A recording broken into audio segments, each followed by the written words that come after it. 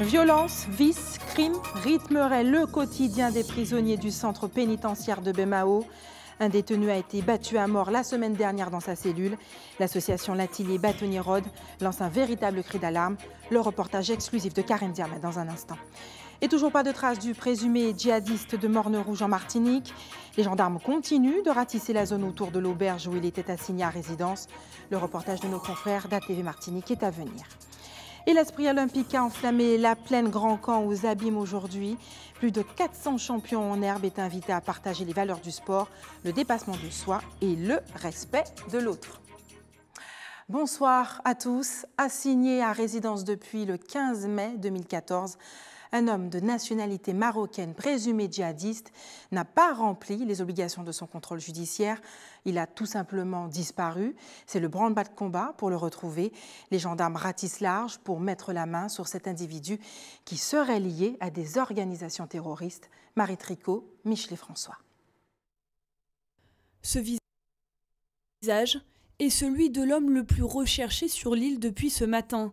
Rachid Rafa, 40 ans, de nationalité marocaine et informaticien de profession, ne s'est pas rendu à la gendarmerie pour signifier sa présence, comme il a l'obligation de le faire quotidiennement. Soupçonné d'être en lien avec Al-Qaïda au Maghreb islamique et d'avoir aidé l'organisation terroriste en propageant leurs messages sur le web, le ressortissant marocain est assigné à résidence au pied de la montagne Pelée depuis 2 ans. Après son interpellation sur le sol français, la Cour européenne des droits de l'homme avait refusé son extradition vers son pays d'origine, de peur qu'il puisse être torturé. L'homme a l'interdiction absolue de quitter le territoire de la commune et doit pointer à la gendarmerie 4 fois par jour. Seulement ce matin, aucune trace de Rafa. Les Péléens se sont réveillés au bruit des pales de l'hélicoptère qui quadrillaient la zone. J'ai aperçu un hélicoptère qui faisait le tour de la montagne Pelée, de loin, d'Ajouba Bouillon. Et tout à l'heure, ça fait 1 heure, je monte la côte et j'ai vu le gendarme qui m'a interpellé pour savoir j'allais où. Je dis que moi je vais à la montagne Pelée, il m'a dit d'accord parce qu'il y a eu une évidence, un souci. Mais moi ça m'a fait tilt en fait, parce que en tout cas ce matin l'hélicoptère et j'ai vu le gendarme, j'ai pensé qu'il y avait quelque chose qu'en fin de compte. Assigné à résidence dans cette auberge, le lieu est passé au peigne fin par la section de recherche de la gendarmerie. Très peu d'informations filtrent. Les gendarmes sont venus me voir pour voir si je l'avais vu.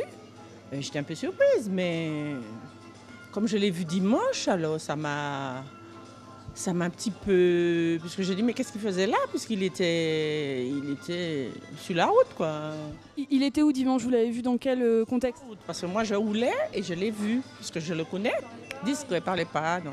Et comme j'allais des fois à l'auberge, récupérer des trucs, je le voyais, mais... Simplement, il y avait toujours des gendarmes à côté. Ce matin, quand je suis venu travailler, j'ai vu beaucoup de gendarmes dans les ronds-points. Ils étaient, comment dire, il y en avait beaucoup. En tout cas, il y avait l'hélicoptère aussi. Donc, au début, je croyais que c'était un contrôle, mais je pensais que c'était un contrôle, mais j'ai vu que après les gens du Morne-Rouge parlaient du présumé djihadiste. Le parquet a émis un mandat de recherche tandis que les forces de l'ordre ont lancé un appel à témoins via les réseaux sociaux. Ce soir, l'individu de 40 ans est toujours activement recherché. Et hier, le chef de l'État s'est exprimé sur l'attentat commis dans une église non loin de Rouen. Il a évoqué le mot « guerre », la France est en guerre. Comment comprenez-vous cette phrase qui est l'analyse des autorités par rapport à la situation que la France vit aujourd'hui? Linda Kayarsi vous a posé la question. Il faut être vigilant, il faut faire attention que les gens puissent, lorsqu'ils passent en ville, ils font attention, on regarde un peu partout. C'est pas une cause comme il faut être méfiant, c'est tout. Alors, cela signifie que nous ne sommes pas en guerre. Aux Antilles, nous ne sommes pas en guerre. Monsieur Hollande est en guerre, il a cherché, il a trouvé, et puis tant pis pour lui. Monsieur Hollande est en guerre, mais pas les citoyens français. Nous pas en guerre, c'est nous organisés, nous, répression là, c'est nous à mettre nous bien, quoi. Parce que la vie n'a pas molli gavement, là. C'est vrai qu'il y a de plus en plus et la population pour comprendre ça. La population pour comprendre ça alors. Moi personnellement déjà je me sens pas en guerre. Par contre je me sens plus en insécurité parce que c'est sûr ça questionne, ça nous fait changer nos habitudes. C'est vrai que l'idée d'aller dans un endroit où il y a beaucoup de monde, enfin, surtout en métropole, je sais que ma famille a commencé à changer leurs habitudes, ils vont moins dans les grands rassemblements comme ça. Mais après, voilà, moi je trouve qu'il y a quand même un laisser-aller aussi au niveau du gouvernement concernant la sécurité. Puis je me demande jusqu'où ça les arrange pas, qu'on ait peur comme ça. Nous, personnellement, nous pas en guerre. S'il dit qu'il y a en guerre, c'est lui personnellement qui est en guerre. Mais apparemment, c'est que la population est en guerre. Parce que lui-même va chercher à mettre la paix, il a dit voilà, c'est la guerre. D'autres personnes, comme c'est la guerre qu'il a cherché à mettre, moi je pense que d'autres personnes qui viennent en pays français à faire la guerre aussi. Parce que comme il a dit la guerre, il a dit lui-même la guerre, alors donc c'est la guerre là, c'est la guerre que fait toujours. Moi je suis pour la paix, pas pour la guerre, hein. Surtout en Guadeloupe, enfin dans tous les départements, toute la Guadeloupe, dans tous les pays, je demande la paix, pas la guerre. Suspecté d'avoir tué une touriste belge, Mathieu Catry, un jeune Saint-Martinois de 21 ans, avait été incarcéré au centre pénitentiaire de Bemao pour homicide volontaire. Moins de 24 heures après son arrivée, il était découvert inanimé, gisant sur son matelas au sol. Les premiers éléments révélaient qu'il avait été battu à mort par les 7 autres détenus qui partageaient sa cellule. Une association est montée au créneau pour dénoncer le niveau de violence qui règne dans les prisons en Guadeloupe. Maître Bourjac Lorenza, bonsoir. Bonsoir. Vous êtes avocate, merci d'avoir accepté notre invitation. Vous faites justement partie de cette association nommée Latillé Bâtonnier Félix Rode. Je vous propose d'abord de regarder le reportage de Karen Diama. Elle a recueilli des témoignages édifiants. On regarde. Merci. Le 15 juillet dernier, des actes de barbarie et de torture ont causé la mort d'un détenu à la maison d'arrêt de Bemao. Une insécurité qu'a souhaité dénoncer l'association Latillé Bâtonnier Félix Rode. Nous ne pouvons pas être indifférents et c'est pas parce que quelqu'un a tué qu'on doit le tuer en prison. En prison, ça doit être un lieu sécurisé. Or aujourd'hui, qui est les gardiens, les surveillants pénitentiaires, l'administration pénitentiaire, les détenus, tout le monde paraît dépassé. Donc de temps en temps, quand il y a un mort, les hommes politiques font une déclaration, font un communiqué. Mais pour nous, c'est pas cyclique, c'est au quotidien que nous sommes aux côtés des parents et des détenus. Des conditions de détention et de vie inacceptables pour les familles des détenus. Surtout quand ils sont malades. J'ai mon fils qui a perdu, qui a été battu en prison, cela fait 17 mois. J'ai porté plainte et il a perdu l'usage d'un œil. Il n'a jamais été soigné. Jusqu'à maintenant, il est sorti récemment là, mais il est traumatisé par ce fait. J'aimerais que les conditions de vie des prisonniers soient un peu plus décentes. Il n'y a pas d'hygiène de vie. Et les jeunes sont comme si des animaux. Quel que soit, moi je dis, quel que soit ce qu'un prisonnier fait, il paye sa dette. C'est pour avoir une meilleure vie après la prison, pour qu'il recommence à zéro. Mais je pense qu'à l'intérieur de la prison, il y a beaucoup de laisser-aller. Il n'y a pas de soins. J'ai ma compagne qui est rentrée en prison. Elle est restée 8 mois sans être soignée. L'infirmerie, soi-disant, à chaque fois me disait, parce que je voyais le médecin dehors, je les attendais pour parler avec eux. Oui, on a fait des radios. Alors, on n'a pas le droit de connaître qu'est-ce que la radio a dit, qu'est-ce que la radio n'a pas dit. Moi, j'étais obligée d'aller derrière, au-delà, à l'hôpital, pour savoir, avec tous les contacts que j'ai, qu'est-ce qu'elle a, qu'est-ce qu'elle n'a pas. Ils te cachent des choses. Alors, dans une lettre de 4 pages adressée aux autorités compétentes, l'avocat rappelle quelques articles de loi, comme l'article D349 du Code pénal qui prévoit une incarcération dans des conditions satisfaisantes d'hygiène, un article qui a bien du mal à être appliqué. Quand dans une seule pièce qui devait contenir 4 personnes, on se retrouve à 11, quand il y en a qui dorment à côté des water et qu'on urine pratiquement sur leur tête dans la nuit lorsque les autres font leurs besoins, on n'est pas dans un cadre d'incarcération, on est dans la sauvagerie, on est dans la barbarie qui ne peut générer que de la récidive et que de la barbarie. Donc pour nous, il y a urgence. Quand je vois le nombre de ministres et de parlementaires qui sont passés et ont eu à déplorer que la prison de Basse-Terre soit un véritable chancre à la face du paysage judiciaire de la Guadeloupe et que ça continue, on se demande est-ce qu'ils ont conscience qu'une prison n'est pas un cimetière? Est-ce qu'ils ont pleinement pris la mesure de l'urgence? Et c'est pour nous, aujourd'hui, c'est la prison de Basse-Terre et la prison de Bemao sont des bombes à retardement. Le jour où ça va exploser, nul ne sait si c'est un mort ou plusieurs qu'on va y ramasser. Et donc, ça ne peut pas continuer comme ça. Avec un nouveau type de criminalité, il serait temps, selon l'association, de trouver des alternatives à la prison. Maître Bourjac, est-ce que ce type d'incident est fréquent au centre pénitentiaire de Bemao? On parle aussi également d'agression sexuelle. Alors écoutez, si vous faites référence aux agressions physiques, pour ceux que nous en savons en qualité d'avocat, quand nous rendons visite à nos clients respectifs, il arrive effectivement qu'ils nous parlent non seulement de leur cas, mais aussi de cas de d'autres détenus qui ont été victimes de violences. Oui, sur BMAO, c'est particulièrement fréquent malheureusement. Comment vous expliquez ça ? Comment de telles agressions peuvent se succéder comme ça, sans qu'il y ait d'intervention au niveau des autorités? Alors écoutez, les agressions proprement dites, il ne faut pas oublier, nous sommes quand même dans un lieu clos. Nous avons essentiellement une concentration de testostérone qui est particulièrement importante aussi. Nous avons peu d'activités, peu de formations, peu d'ateliers. Mon excellent confrère, Maître Harry Durimel, l'a souligné. Vous avez une surpopulation carcérale qui effectivement explique quelque peu cette violence qui est engendrée. Mais vous avez un autre facteur essentiel, un facteur qui est ramené discuté par les détenus eux-mêmes, qui concerne l'obligation. Vous savez, quand ils rentrent en prison, ils ont l'obligation, selon eux, de devenir forts, de devenir des surhommes, parce qu'effectivement, ils ne peuvent pas être la proie de ceux qui existent déjà. Donc vous avez déjà ce rapport de force qui existe avec soi-même, puisque je dis qu'on change un peu de personnalité, on change un peu de nature, et parallèlement à ce rapport de force avec soi-même, vous avez aussi un rapport de force avec le personnel pénitentiaire qui, lui, est présent pour rappeler les règles. Donc vous avez ici deux rapports de force qui, malheureusement, ne peuvent qu'engendrer ce type de violence. Revenons brièvement sur les faits. Ce jeune Saint-Martinois mis en examen pour le meurtre du jeune touriste belge à Saint-Martin. Il est transféré au centre pénitentiaire de BMAO. Très peu de jours, enfin non, quelques heures après son arrivée, on le retrouve inanimé. Il a été finalement battu par les 7 autres détenus qui partageaient la cellule avec lui. Comment est-ce qu'on peut expliquer cette situation? Est-ce qu'il y aurait une complicité finalement des surveillants qui n'auraient pas entendu les cris de ce jeune homme qui a également été agressé sexuellement?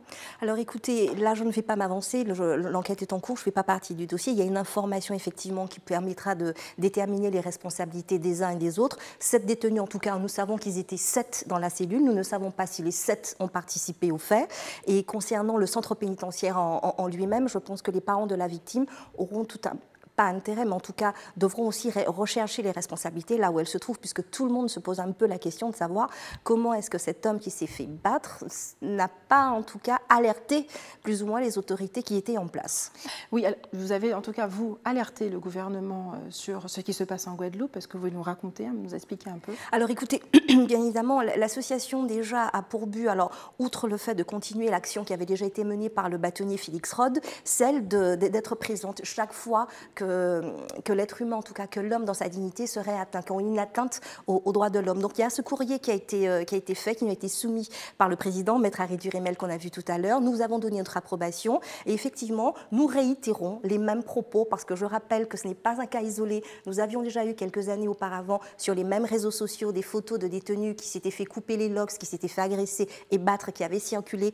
Maître Harry Durimel avait déjà eu cette attitude, en tout cas adressé un courrier à Madame Taubira, qui était ministre de la Justice à l'époque. Donc nous n'avons fait que réitérer des propos qui étaient déjà contenus dans des précédents courriers.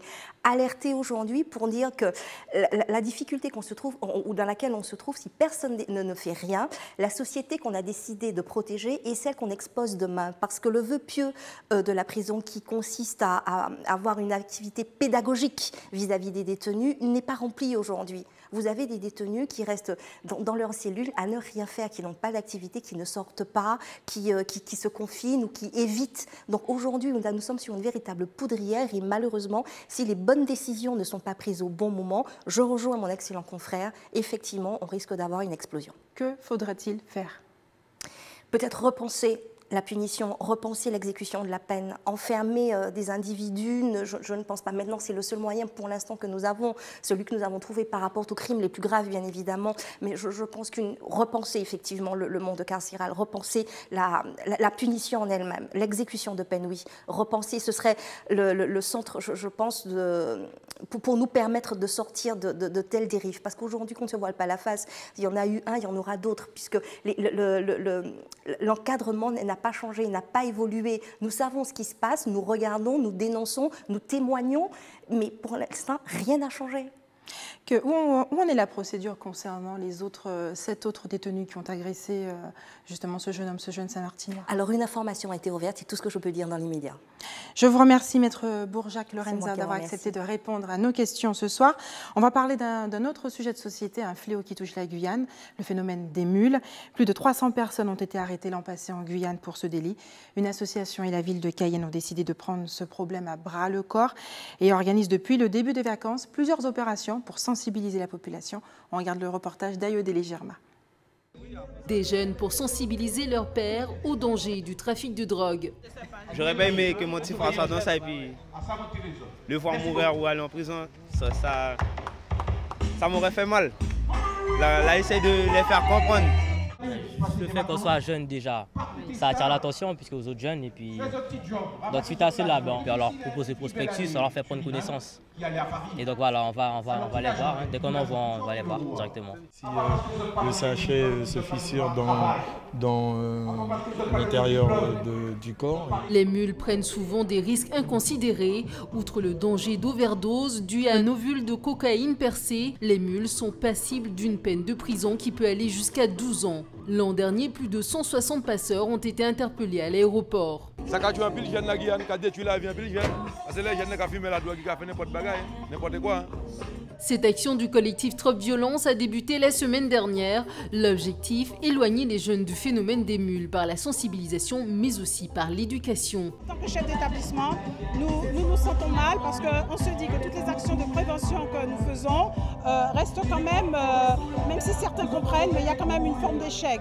Et c'est la raison pour laquelle il faut que nous soyons sur le terrain, en tant que politique que je suis, et aussi en tant que maman, chef d'établissement, pour expliquer aux jeunes que, pour ma part, vous direz que je prêche pour ma paroisse, mais seules les études permettent d'avoir la liberté du choix. La sensibilisation se poursuit le 3 août à Cayenne, à la cité Châtenay. Restez avec nous. Dans un instant, vous verrez l'esprit olympique enflamme les cœurs des jeunes champions guadeloupéens. Et puis coup de projecteur sur les oiseaux de la Caraïbe au jardin botanique de Déhay. Pour la 3e année consécutive, la ville de Bemao et la Société immobilière de la Guadeloupe mettent en place l'opération TIC, j'agis pour ma cité. Une action dont l'objectif est de sensibiliser les jeunes à la citoyenneté et les inciter également à valoriser leur lieu d'habitation. Nathalie Dinan, Patrick Curie. Venus de différentes cités de la commune, des jeunes s'affairent à la tâche. Dans le cadre de l'opération J'agis pour ma cité, un partenariat a été renouvelé pour la 3e année consécutive entre la SIG, la mairie et l'association. L'objectif, se familiariser avec le monde du travail et renforcer la cohésion sociale entre les quartiers. Les jeunes effectuent des travaux d'entretien des espaces verts et de nettoyage des parties communes des résidences. Il faut être volontaire déjà, mais on a surtout axé nos choix sur leur comportement, sur leurs résultats scolaires, sur leur attitude à la maison avec la famille. Donc il y a des jeunes que tu verras là qui étaient là l'année dernière, c'est parce que c'est des jeunes qui nous ont fait super plaisir cette année, qui ont réussi leur examen, que ce soit brevet ou leur bac. Mais on a aussi 2 jeunes qui sont avec nous, qui avaient des petits problèmes familiaux au départ et qui ont réussi à régler ces problèmes-là, en tout cas en partie, quoi. Donc on les a repris cette année. Ça a fait un peu jaser certains, mais si on les a repris, c'est pas pour rien. On les a repris parce qu'ils ont fait l'effort de changer d'attitude, de changer de comportement. Donc nous, on se doit de les récompenser, on les récompense comme ça. Respecter leur lieu de vie, respecter leur voisinage, montrer aussi aux voisins qui ne sont pas oisifs et qui savent aussi travailler, qui veulent que leur cité reste propre. C'est aussi un moyen aussi d'apprendre à se connaître, parce que c'est des jeunes de plusieurs cités. On a des jeunes de Fonsarail, des Oliviers, on a des jeunes de la résidence des citronnelles de Moudong, on a des jeunes de la Pépinière, on a des jeunes des Muscades. Donc il y a des jeunes qui ne se connaissent pas, ça leur apprend aussi à tisser des liens et par moments, des fois, à régler certains soucis qu'ils peuvent avoir entre eux. Clarisse connaît bien ce dispositif. Cela fait 3 ans qu'elle y participe, toujours avec le même enthousiasme, un sentiment qu'elle partage avec Jemaël, enrôlée pour la première fois. Mais ça se passe toujours bien, on est toujours bien encadré, on travaille toujours dans la monument, on travaille dur, mais dans la monument pour notre cité, pour que ce soit toujours propre, pour montrer que même si les jeunes salissent, on peut nettoyer aussi. Ceux qui ont fait en sorte de créer le travail, la SIG et la commune, en fait, ils essaient d'améliorer chaque année les conditions de travail. Donc cette année, ils nous ont fait le petit déjeuner chaque matin, et donc voilà. J'ai voulu participer parce que pour que les toilettes soient plus propres, soient plus présentables, pour que ça ne soit pas sale, que ça soit présentable. Parce que c'est une bonne initiative pour apprendre aux jeunes de mieux garder leur quartier. L'opération Travaux d'intérêt collectif 2016 se déroulera jusqu'au 5 août. Les jeunes gens sont employés de 8h à midi, soit 20 heures hebdomadaires, pour une somme non négligeable. Et en Guyane, il existe une usine de fabrication de ciment, l'unique PME installée dans la zone portuaire. Elle pourvoit l'ensemble des professionnels du bâtiment, qui représentent plus de 15% de l'emploi marchand en Guyane. À terme, la direction espère bien exporter sa production. Le reportage est signé Jolinton Lariot d'ATV Guyane. Dans ce hangar, plus de 7000 tonnes de matières premières. Chaque mois, c'est sur cette base que Thierry lance sa production. Dehors, pas au fond. Dans cette entreprise guyanaise, on produit du ciment depuis déjà 20 ans.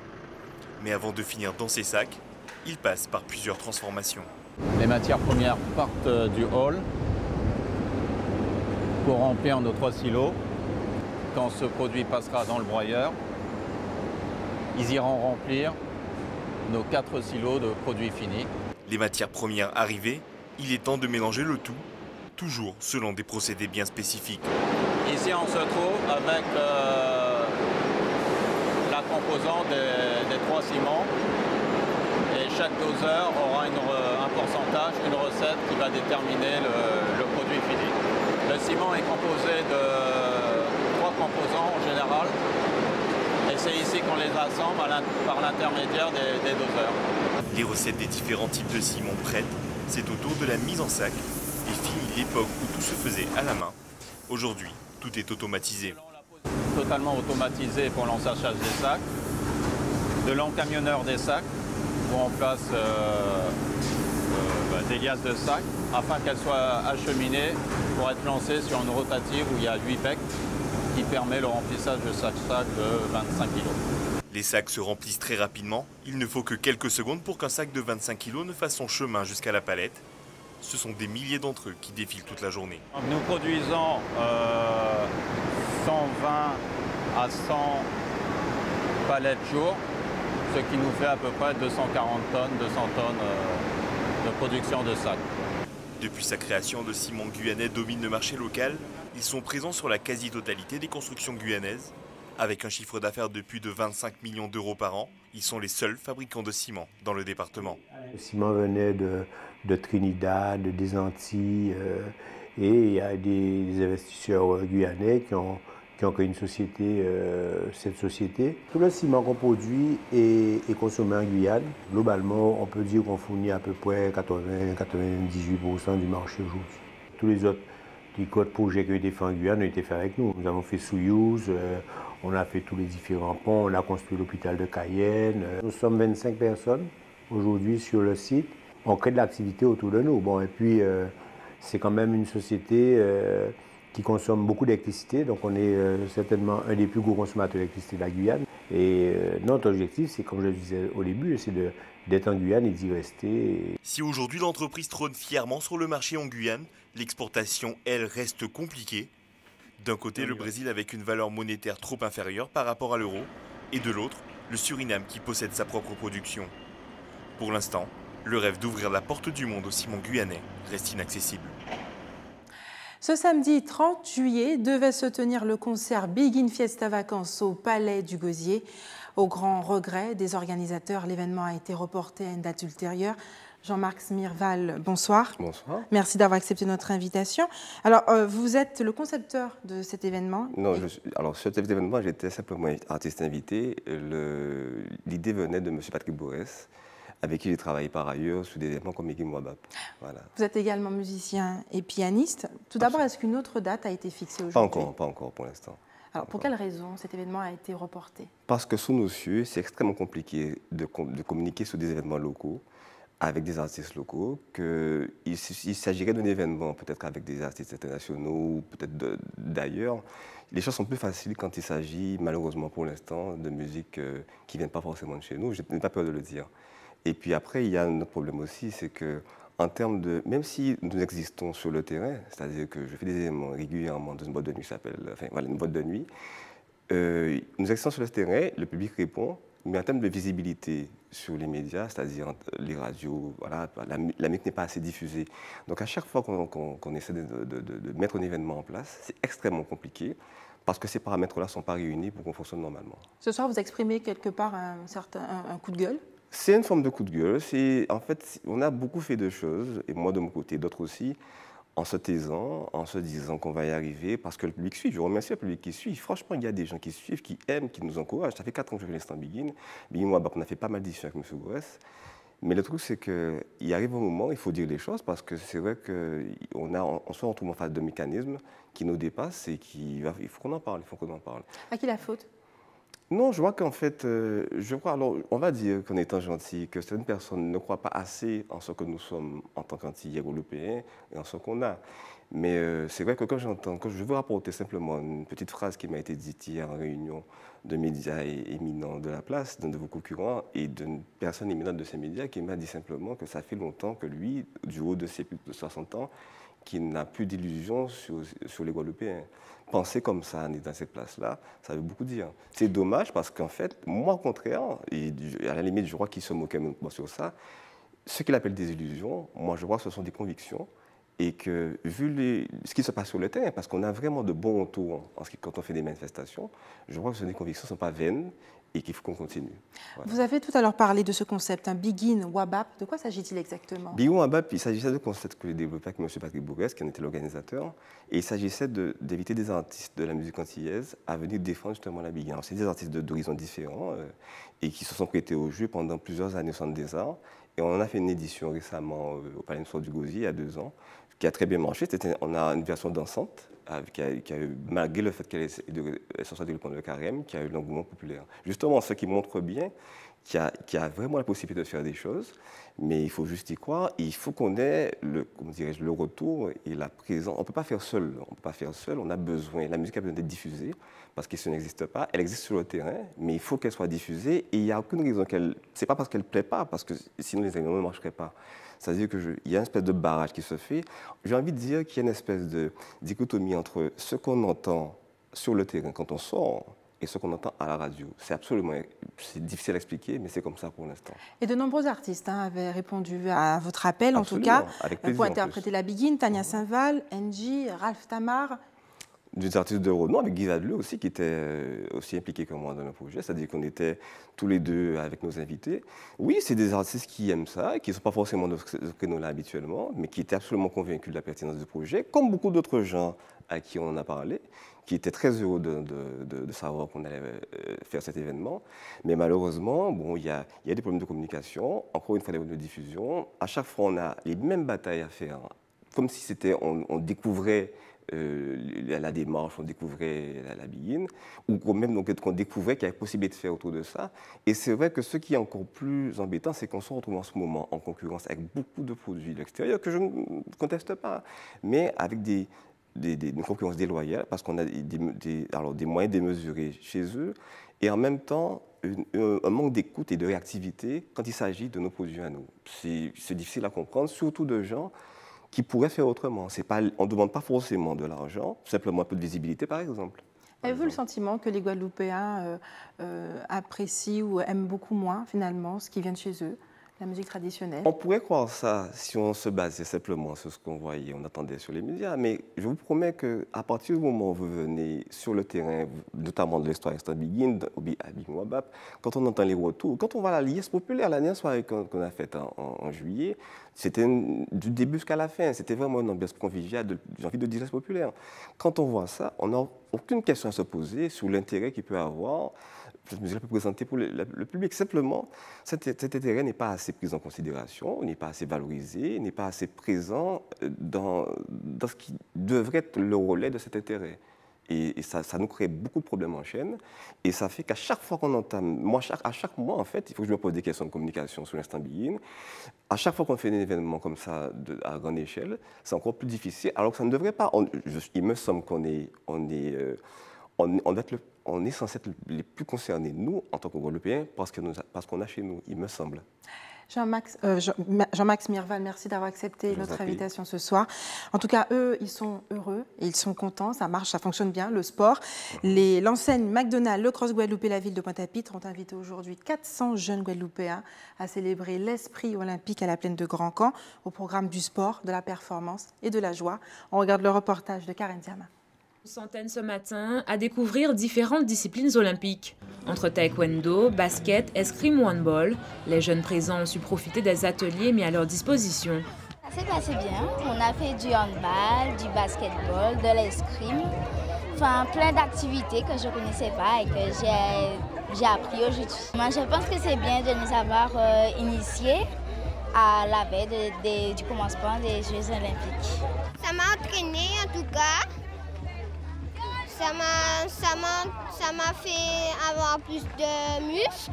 C'était rigolo. Dans la course, il y en avait qui tombent des fois. On partait tous, on était mélangés. Et ça m'a beaucoup plu. Fabrice, l'un des nombreux intervenants de cette matinée, souhaitait véritablement porter un enseignement à ces sportifs en herbe. On leur a appris finalement des choses simples. L'idée, c'était de les faire bouger, de faire des exercices dynamiques, donc apprendre à se repérer dans l'espace et de travailler rapidement et finalement de s'amuser. Ils ont beaucoup crié, beaucoup bougé, beaucoup sauté. C'est une discipline, il faut savoir, très ludique, avec autant de filles que de garçons, donc en général, les enfants apprécient. C'est un réel plaisir de leur faire découvrir une discipline olympique très populaire et très dynamique. Donc c'était très important pour nous d'être présents. À l'initiative de la ville de Pointe-à-Pitre, du McDonald's et du Cross de Guadeloupe, il s'agissait au-delà de présenter différentes disciplines olympiques, de susciter des vocations. McDonald's est quand même le restaurant officiel du Comité international olympique, partenaire du CIO.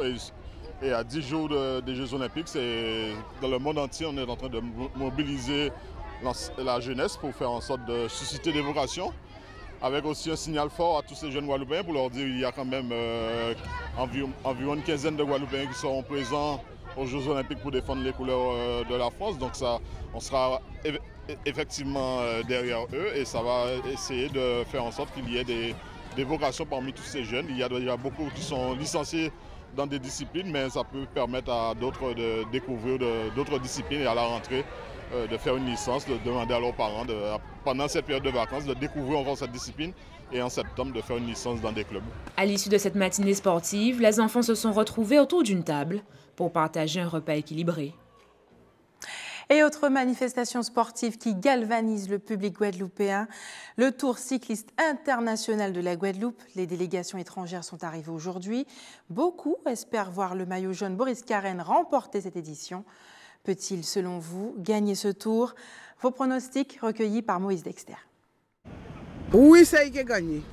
Fort possible. Ça va dépendre qui plaque à l'autre là. Oui, ça se peut. Ouais, pourquoi pas? Eh bien oui pour ça, oui, parce que je suis prête pour rien. C'est un homme qui est vraiment encourageant, qui fait tout. Bon, à mon avis, il n'a pas assez de courses dans les jambes, mais... Les conditions ne sont pas réunies, il n'a pas fait une bonne préparation. Je ne pense pas que cette année il sera de la partie. C'est un bon coureur, il fait partie de la Guadeloupe. Il est capable de gagner. Hein. Parce que c'est le meilleur. S'il pas courir, il ne peut pas gagner le tour. C'est en équipe pour gagner le tour. Hein. Je ne pense pas cette année qu'il va gagner le tour de la Guadeloupe. Si il est encourageant, ça se peut. Pourquoi pas? Pourquoi pas, il a fait un bon tour de la Martinique. Donc peut-être, ouais, il peut être un petit favori pour ce tour-là. Donc ça sera un peu difficile pour lui. Hein. Pour gagner le tour de la Guadeloupe, il faut être complet. C'est un coureur qui est complet. Il fait tout. Boris Karen qui a gagné le tour de la Guadeloupe. Il a gagné même, c'est qui a gagné. Depuis hier, j'ai dit ça. Alors il peut gagner. Peut-être il sera sur le podium. On espère qu'il fera parmi les 10 premiers. C'est quelqu'un qu'on peut faire confiance et puis c'est pédaler pour nous arriver. Et le sport se conjugue parfaitement au féminin. En Martinique, l'équipe de France de rugby féminin à 7 a choisi de poursuivre sa préparation. Entraînée par David Courtex, les 14 joueuses ont tapé hier dans la balle ovale au stade municipal des Trois-Îlets. Reportage Loïc Régis et Michelet François. Pas de répit pour les joueuses de l'équipe de France de rugby à 7. C'est le 3e entraînement de la journée. À quelques jours de leur entrée en lice au JO de Rio, l'objectif est de se familiariser avec ce type de climat. C'est mieux de venir ici pour se préparer parce que si on part de la France où c'est une chaleur sèche et arriver là-bas avec l'humidité, on ne serait pas habitué direct, quoi. On aurait pris du temps avant, donc c'est bien de venir ici avant. On a essayé de poursuivre un petit peu ce qu'on a fait à Tignes, c'est-à-dire du physique intégré avec du rugby, beaucoup de travailler, reprendre un petit peu sur la puissance et après c'est du jeu, du mouvement général parce que c'est vrai qu'il n'y a qu'en jouant qu'on travaille le mieux. Le programme est chargé, musculation, jeu avec le ballon et renforcement musculaire. Aucun détail n'est laissé pour compte. La technologie est aussi utilisée grâce à un capteur GPS. Ça nous permet de quantifier les charges de travail globales et sur les entraînements spécifiques, ça nous permet de voir les distances parcourues, les allures à laquelle elles sont allées, le nombre d'accélérations, qui nous permet de voir un petit peu si les séquences de jeu qu'on met en place reflètent ou non l'intensité des matchs qu'on va retrouver la semaine prochaine à Rio. Au départ, c'était la Guyane qui devait accueillir la sélection tricolore, mais les infrastructures martiniquaises offraient plus de garanties pour la préparation. Les conditions dans lesquelles on a travaillé, vous voyez, le stade est quand même excellent. Encore une fois, l'accueil des gens, c'est quelque chose pour moi qui compte, hein, s'entraîner dans la sérénité. Et puis, je vous dis, la proximité aussi de l'événement, puisque Rio n'est pas si loin que ça, même si on va quand même mettre 17 heures pour y aller, mais ça c'est autre chose.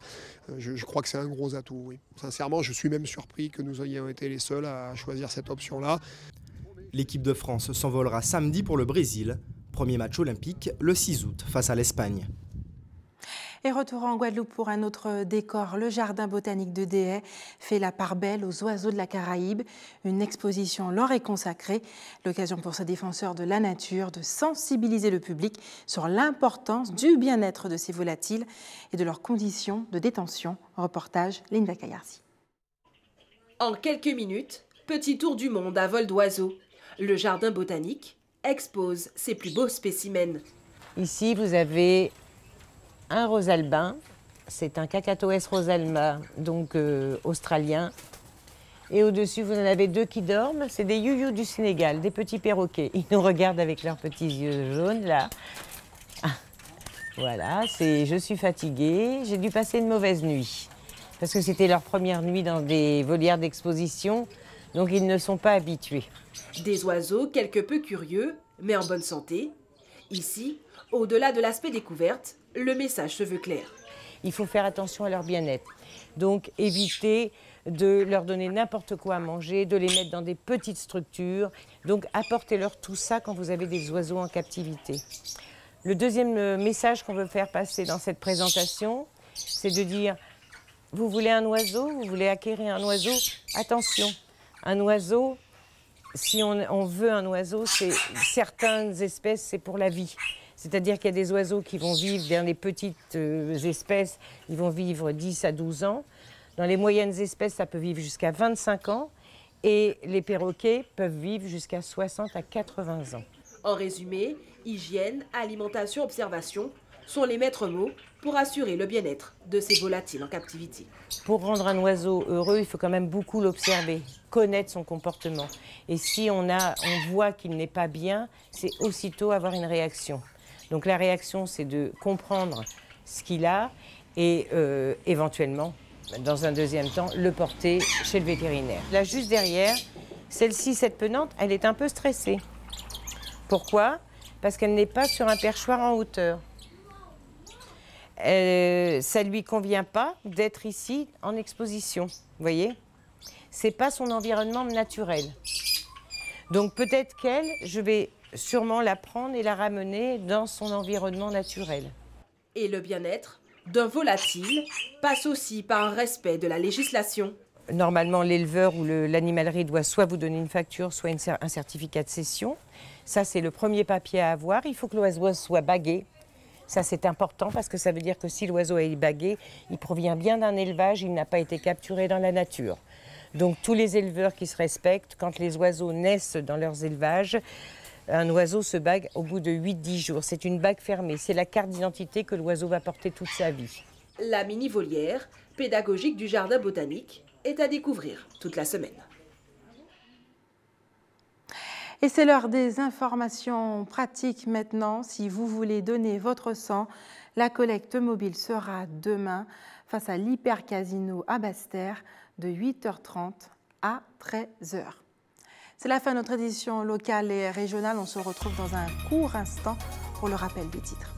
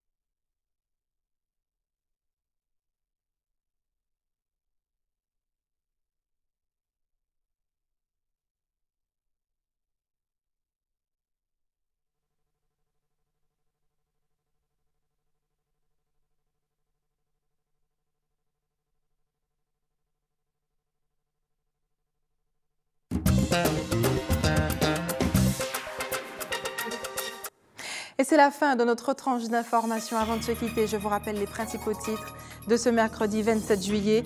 Violence, vice, crime rythmerait le quotidien des prisonniers du centre pénitentiaire de Bemao.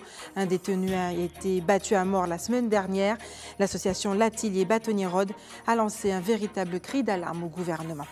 Et toujours pas de traces du présumé djihadiste de Morne-Rouge en Martinique. Les gendarmes continuent de ratisser la zone autour de l'auberge où il était assigné à résidence. Et enfin, l'esprit olympique a enflammé la plaine Grand Camp aux Abîmes aujourd'hui. Plus de 400 champions en herbe est invité à partager les valeurs du sport. Une initiative du Cross de Guadeloupe, de la ville de Pointe-à-Pitre et de partenaires privés. Merci d'avoir choisi ATV Guadeloupe. Je vous souhaite une excellente soirée. On se retrouve demain de 18h50.